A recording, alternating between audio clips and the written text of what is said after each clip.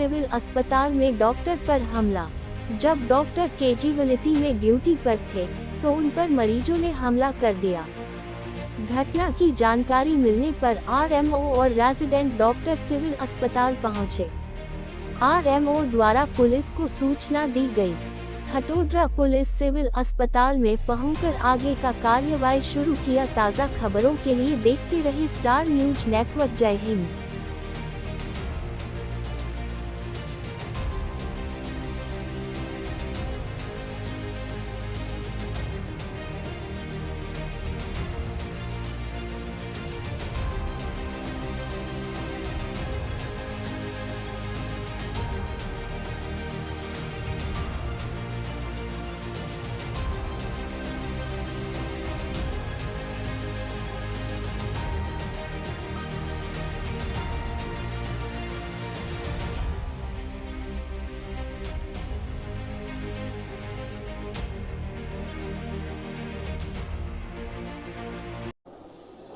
આજે હમણાં રાત્રે લગભગ આશરે 10 વાગે એક સાયકેટ્રિક પેશન્ટ આવ્યું હતું અને માથામાં ઈજા હતી। 108માં લિંબાયત પોલીસ સ્ટેશન તરફથી મોકલવામાં આવ્યું હતું અને એ એમની સાથે એની માતા હતી અને એ સાયકેટ્રિક પેશન્ટ હોવાને કારણે મારતો હતો।